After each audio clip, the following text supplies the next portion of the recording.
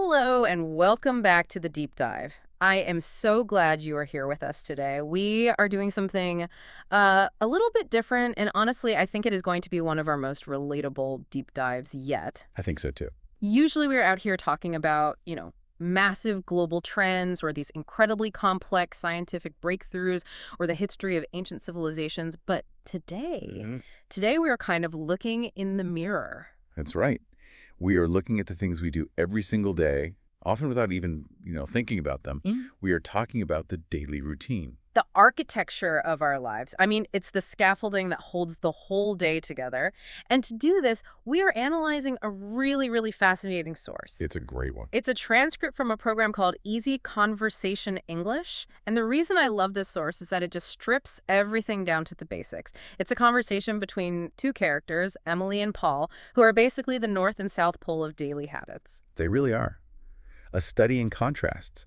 And what makes this source so unique and I think perfect for our listeners who might be learning English or even just language nerds like us, is the pedagogical style, the way it teaches. These characters don't just talk about their day. They spell out the key concepts. You can really spell them out. Literally, they give us these anchor words like Routine, and they spell them letter by letter to make sure we don't miss them. It's a really clever teaching tool.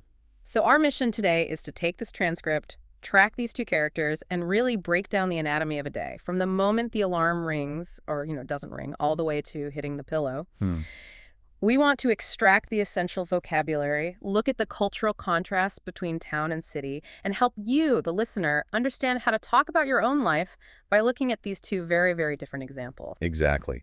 We're going to see how a night owl survives in an early bird world, and we are going to debate the merits of, say, a sandwich versus a salad. I'm ready for that debate. But mostly, we're going to explore how we structure our time and the language we use to describe that structure.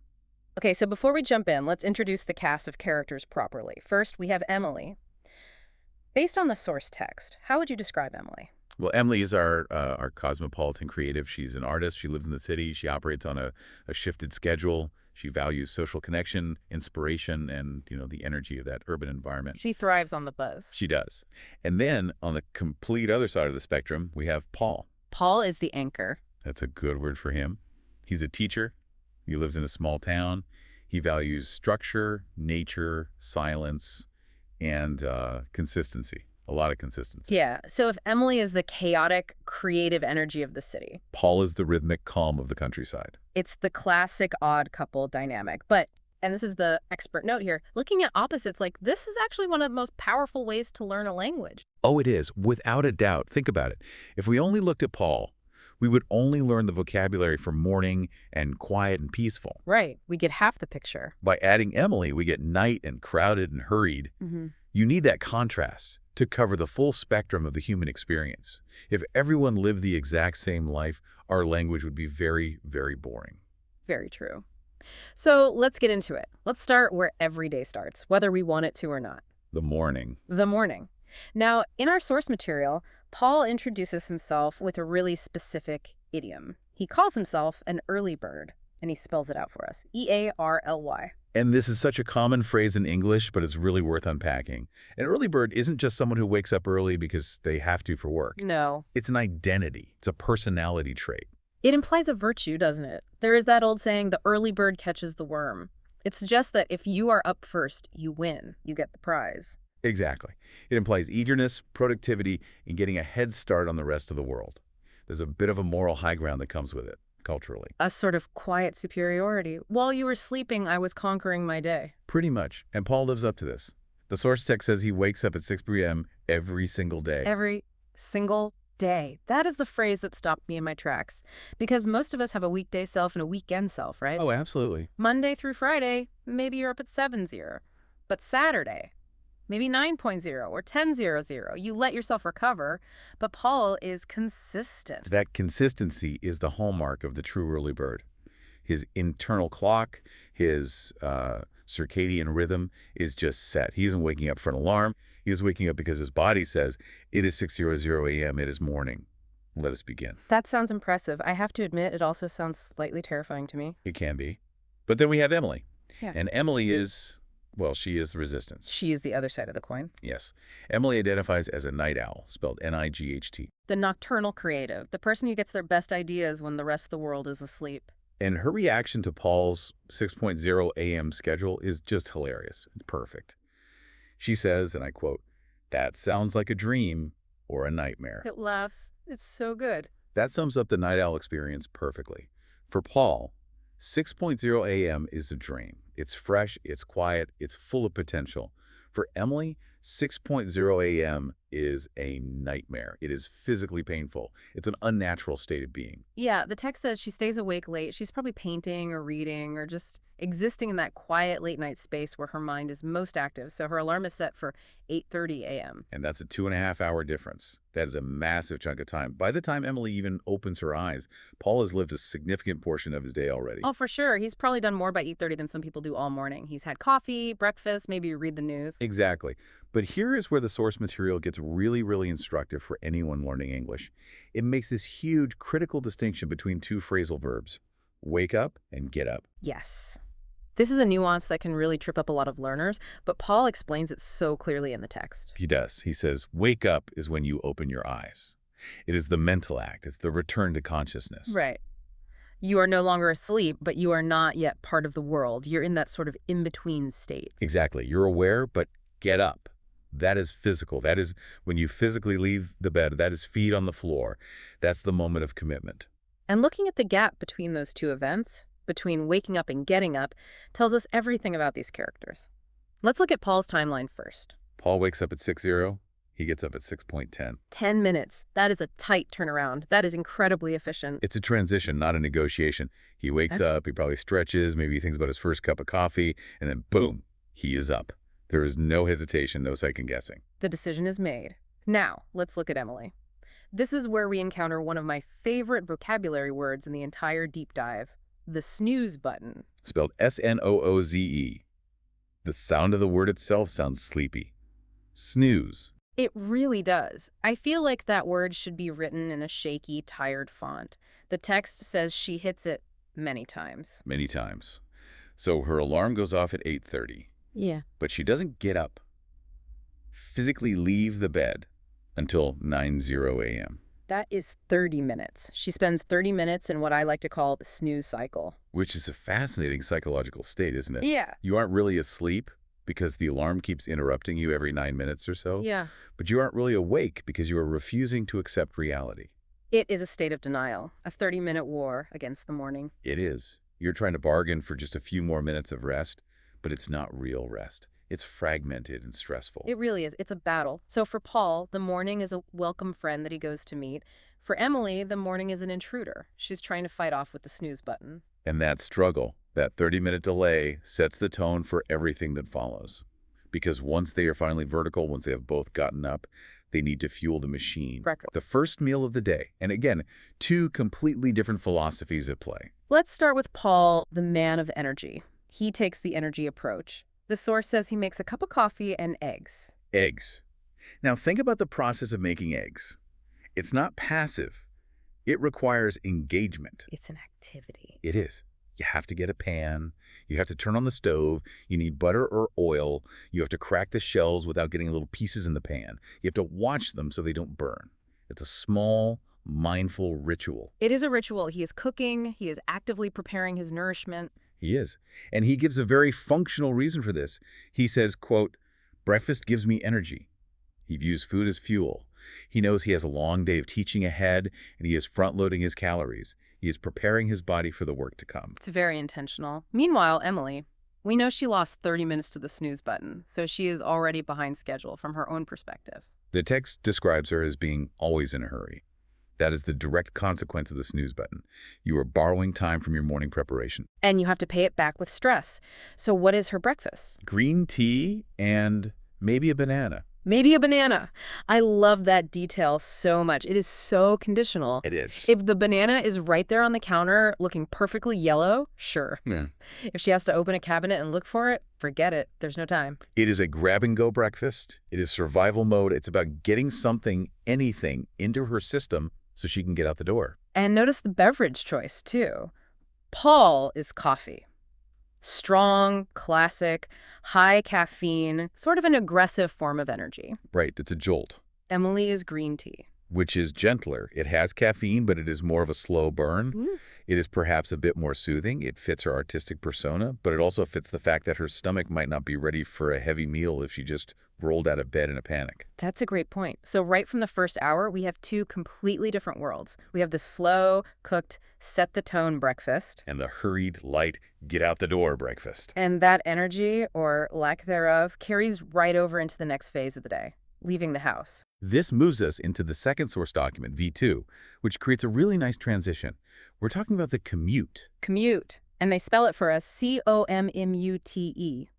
And that is a great word for learners because it is so specific. We don't usually say, I travel to work in everyday conversation. We say, I commute. It's the standard term. Right. It implies regularity. Yeah. It implies obligation. It is the repetitive journey you take back and forth Monday to Friday. Yeah. And here, the geography of our characters really defines their entire experience. Let's start with Paul. He's living in a small town, and frankly, his commute sounds like something out of a wellness brochure. It really does. He walks. He walks, no traffic, no waiting, no stress. And it's a 15-minute walk, the perfect length.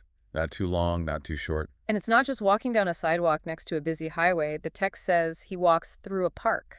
And he describes it as so peaceful. I mean, can you imagine? You have had your eggs, you have had your coffee. It is probably, 8:15 a.m. The air is crisp. You are walking under trees. You are hearing birds. Maybe you see a squirrel. It's like a decompression chamber. Before he steps into his classroom, which we will find out is quite busy and loud, he has this moment of zen. It grounds him. It connects him to nature. It's a buffer between his home life and his work life. It sounds absolutely idyllic. I think I would be an early bird, too, if my commute was a beautiful nature walk every morning. It certainly helps the mood. Yeah. But then you compare that to Emily. Emily is in the city. She does not have a car. She takes the bus. And here, the vocabulary shifts dramatically. Yeah. The key descriptor for Paul's commute was peaceful. For Emily, it's crowded. C-R-O-W-D-E-D, crowded. The text is very specific about what that means. It says, many people, no seats. That is a sensory nightmare for a lot of people. You are squeezed in. You are holding onto a strap. The bus is stopping and starting suddenly. It is noisy. You have other people's conversations, their music. It is high stimulation. Paul's commute is low stimulation. It calms him down and prepares him. Emily's commute is high stimulation. It definitely wakes her up, but maybe in a stressful, jarring way. It's the classic town versus city trade-off, isn't it? Paul gets peace and quiet, but maybe less excitement or opportunity. Emily gets the vibrant city life, but she has to pay the tax of the crowded bus at rush hour. And that physical environment, that journey, transitions perfectly into their professional environments. They arrive at work. Okay, let's talk about the jobs. This is section 3 of our outline. Paul arrives at his school. He starts teaching at 8:45 a.m. And listen to how he describes his day. He says it is full of students, books, and English lessons. Full. That is an interesting word choice. It's not busy, it's full. It implies density again, but a different kind of density from the bus. It implies constant interaction. His day is dictated by the bell schedule. It is dictated by the needs of the students. Mr. Paul, I have a question. Mr. Paul, can I go to the bathroom? It is loud. It is structured. It is very social. He is outwardly focused. He is performing. I mean, teaching is a performance art, really. It is. You have to be on for hours at a time. Yeah. You're managing energy. You're imparting information. You're keeping everyone engaged. And then we have Emily. She arrives at her art studio, S-T-U-D-I-O. The studio, a place of creation, Mm-hmm. a totally different world. And look at the sensory details she provides in the text. She mentions the smell of the paint and the quiet space. That is such a sharp, immediate contrast to Paul's classroom. Paul has human voices, lectures, bells ringing. Emily has the chemical smell of turpentine and silence. And she spends hours painting. This implies a flow state. Paul's day is chopped up into these 45-minute lessons and breaks. Emily's day is likely these long, uninterrupted blocks of solitary focus. It matches her night owl persona, actually. Creatives often prefer that kind of solitude and flexible flow. She has to drive herself. There is no bell telling her to start painting. She has to find the motivation entirely from within. Whereas the early bird teacher, Paul, thrives on the rigid structure of the school day.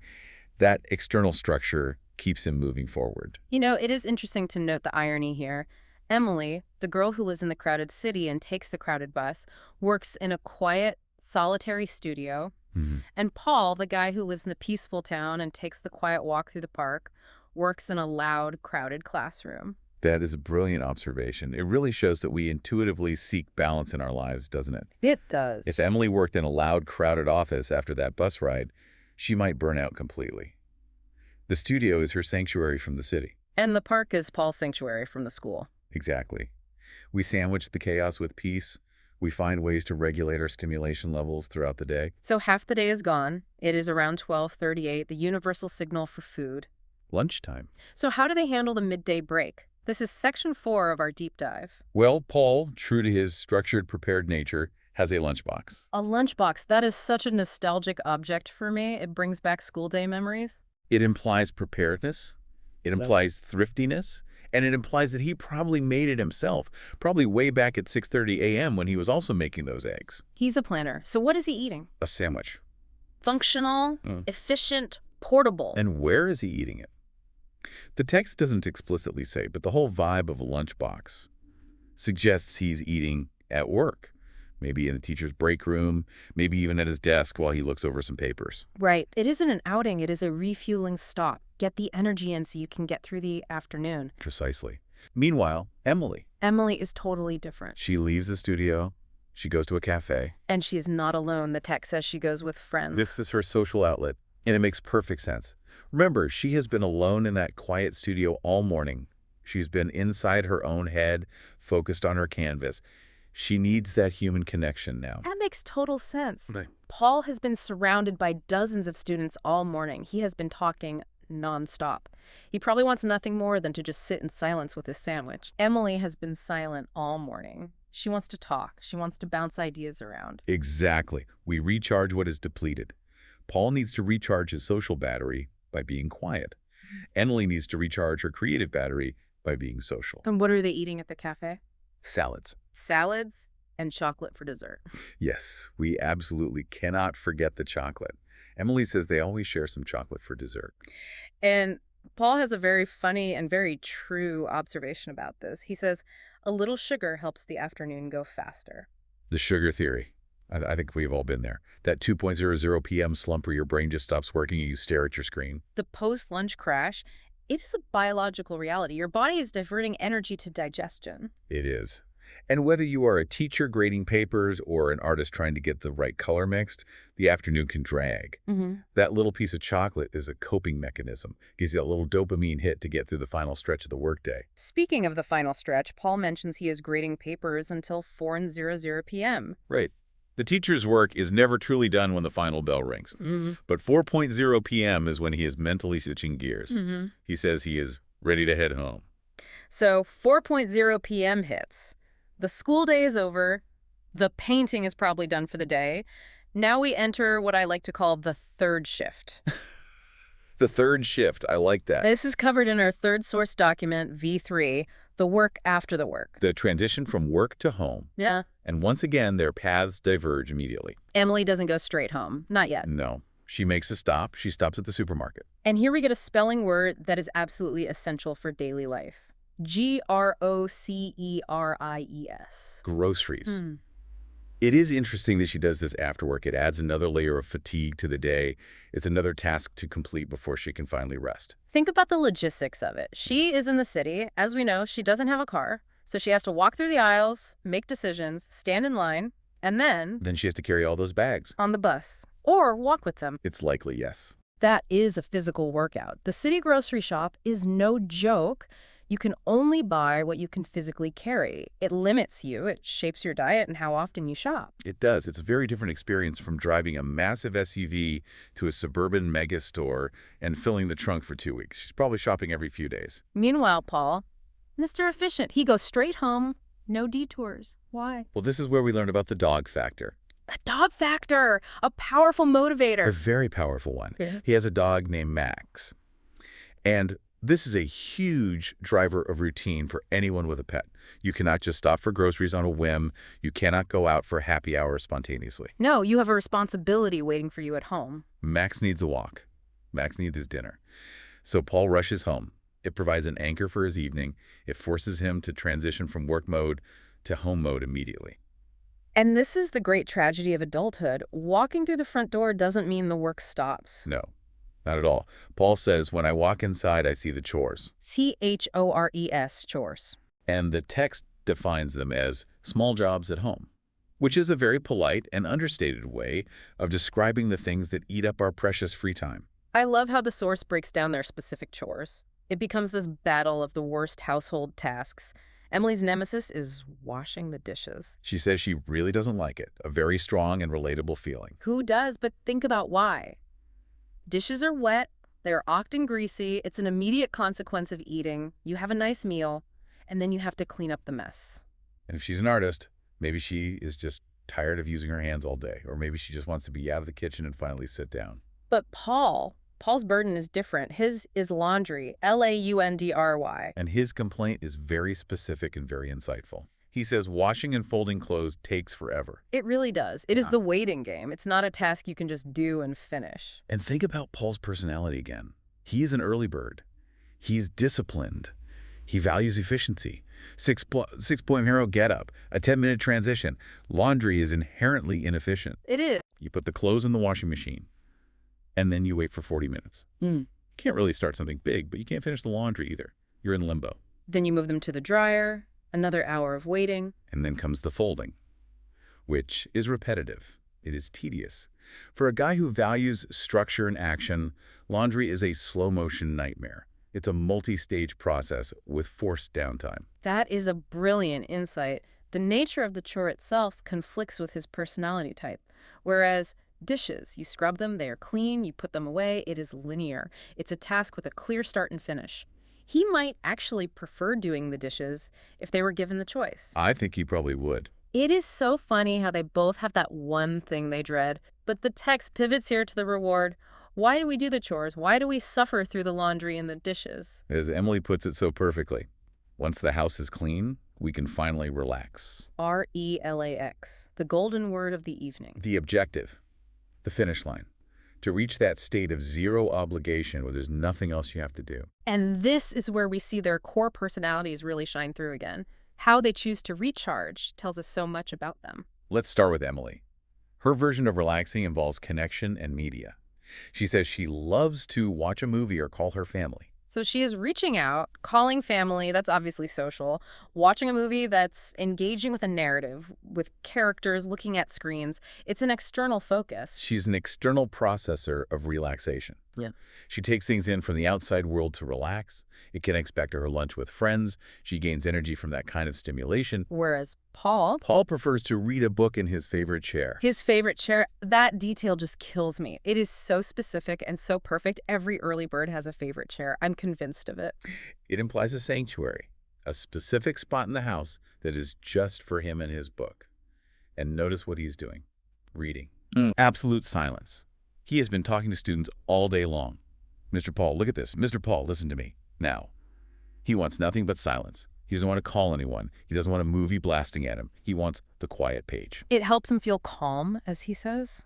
He is turning inward to recharge. He is an internal processor. So we have the extroverted recharging of Emily versus the introverted recharging of Paul. Exactly. Emily recharges by connecting. Paul recharges by disconnecting. Both are perfectly valid. And finally, we reach the end of the road. The night routine, the closing of the loop for the day. Paul takes us through the final steps. Brushing teeth, hygiene first, very practical. And then the uniform of sleep, pajamas. Pajamas, another great spelling word. And Emily has a lovely comment on this. She just says pajamas are so soft. It is a sensory detail again. It is the signal to the body that the day is officially over. You are taking off the work clothes, the armor of the day, and putting on the soft clothes for rest. It creates a psychological boundary. I am no longer a teacher. I am no longer an artist. I am a sleeper. And then the final time step, the end of the cycle. Paul is asleep. Actually, he says he is already dreaming by 10:30 p.m. 10:30, that gives him a solid 7.5 hours before that 6.0 a.m. alarm call. It is healthy. It is consistent. It ensures he has enough rest to do it all again tomorrow. It completes the circle of his routine. And Emily, the night owl. She goes to bed at 11:30 p.m., an hour later than Paul. Which, honestly, isn't that late for a self-proclaimed night owl? No, it's responsible. She knows she has to be up by 8:30 for her alarm. But look at the final visual she leaves us with. It's so telling. She likes to look at the city lights before she sleeps. It matches her city persona perfectly. Paul has the darkness and the quiet of the small town, which is conducive to deep, early sleep. Emily has the constant glow of the city, the energy, keeping her up just a little bit longer, pulling her in. It is poetic, really. Two completely different ways to live a life, day in and day out, but both are valid and both work for them. And that is exactly how Paul sums it all up at the end of the source. He says, we have such different routines, but that's what makes life interesting. I think that is the big takeaway here. There isn't a correct way to do a daily routine. We often hear this advice online or in books that says, successful people wake up at 5 a.m. or you must do this morning ritual.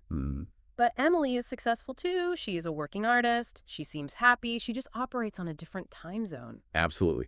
The correct routine is the one that fits your own biology, your personality, and your environment. If you tried to force Emily to wake up at 6 a.m. and walk through a dark park, she would be miserable and probably uncreative. And if you put Paul on a crowded bus at 9 p.m. after a late dinner, he would be exhausted and overwhelmed. The goal, especially for our listeners learning English, is just having the words and the phrases to describe your truth, your reality. Right. Can you explain to someone why you hate doing laundry? Can you describe your commute? Can you explain why you need that piece of chocolate at 2:00 p.m.? If you can do that, you are communicating on a very real human level. That's the key. So before we sign off, let's do a quick mental checklist for our listeners. We found 12 specific spelling words in the source text today. I want to list them, and I want you, the listener, to see if you can remember the context for each one we talked about. Okay, let's run through them. First, we had routine, the foundation of it all. The architecture. Then, early and night, the two personality types, the bird and the owl. Then the villain of the morning. Snooze. The journey to work, commute, and the description of Emily's bus. Crowded. The artist's creative workspace, studio. The after-work errand. Groceries. And the work you have to do after work. Chores. Paul's personal nemesis. Laundry. The reward for all that hard work. Relax. And finally, the uniform of sleep. Pajamas. That's a great list. I feel like if you know those 12 words and you really understand the context we discussed today, you can pretty much get through describing an entire day in English. I agree completely. You have the time, the movement, the work, the food, the cleaning, and the rest. That covers all the essential bases of daily life. Now, Emily ends the source text with a question for the audience, and I want to pose that same question to you, our listener, today. She asks, what is your favorite part of the day? It is a great question to reflect on. Is it that first sip of coffee in the quiet morning? Is it the peaceful walk home from work? Is it the moment you finally get to sit in your favorite chair and relax? Think about how you would answer that in English using the vocabulary we discussed today. Maybe your favorite part is the commute because you get to listen to music or a deep dive like this one. Maybe your favorite part is the studio time, that quiet focus. It is something to mull over. Maybe you will realize you are an early bird trapped in a night owl schedule, or vice versa. Maybe you need to find your own peaceful park in your day. Or maybe you just need to make sure you have a piece of chocolate ready for 2:00 p.m. Class. Don't we all? I think that's a universal truth. Thank you so much for joining us on this deep dive into the everyday. It is really nice to take a break from the big world issues sometimes and just focus on the human stuff. It really is. The small things make up the big picture. As the source says, stay safe and keep practicing. Goodbye, everyone. We'll see you next time.